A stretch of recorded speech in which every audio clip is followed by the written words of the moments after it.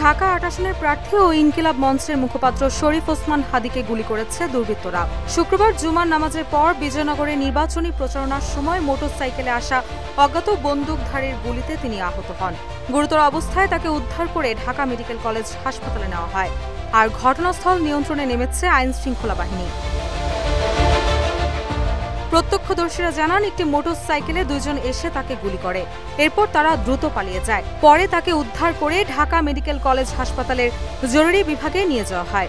এই ঘটনায় জুলাই ঐক্যের অন্যতম সংগঠক ইসরাফিল ফরাজি জানান, গুলিবিদ্ধ অবস্থায় ওসমান হাদিকে ঢাকা মেডিকেল কলেজ হাসপাতালের জরুরি বিভাগে নেওয়া হয়েছে। এদিকে জাতীয় নাগরিক পার্টির মুখ্য সমন্বয়ক নাসির উদ্দিন পাটোয়ারি এই ঘটনার তীব্র নিন্দা জানিয়েছেন।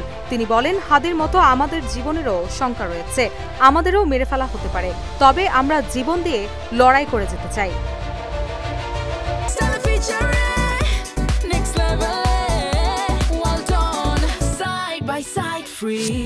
ডিএমপির মতিঝিল বিভাগের উপকমিশনার মোহাম্মদ হারুনুর রশিদ গণমাধ্যমকে বলেন, আমরা শুনেছি বিজয়নগর এলাকায় তিনি গুলিবিদ্ধ হয়েছেন, তবে বিষয়টি আমরা নিশ্চিত নই।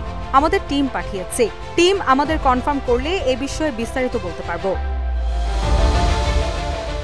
এর আগে গত নভেম্বর মাসে দেশি বিদেশি প্রায় ৩০টি নম্বর থেকে বিভিন্ন ধরনের হুমকি পেয়েছেন বলে জানিয়েছিলেন হাদি। গত ১৪ নভেম্বর ফেসবুকে একটি পোস্টে তিনি জানিয়েছিলেন, তাকে হত্যা, তার বাড়িতে আগুন সহ তার মা, বোন ও স্ত্রীকে ধর্ষণের হুমকি দেওয়া হয়েছে। এদিকে এই ঘটনায় কঠোর হুঁশিয়ারি বার্তা দিয়েছেন ঢাকা বিশ্ববিদ্যালয় কেন্দ্রীয় ছাত্র সংসদের ভিপি সাদিক কায়েম। নিজ ভেরিফাইড ফেসবুক আইডিতে দেওয়া এক পোস্টে এই হুঁশিয়ারি দেন তিনি। পোস্টে সাদিক কায়েম লিখেন, ওসমান হাদিকে গুলি করা হলো।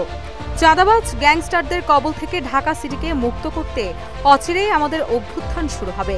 রাজধানীর ছাত্র জনতাকে প্রস্তুত থাকার আহ্বান জানাচ্ছি। রুশা সুর, নিউজ ডেস্ক, ইত্তেফাক।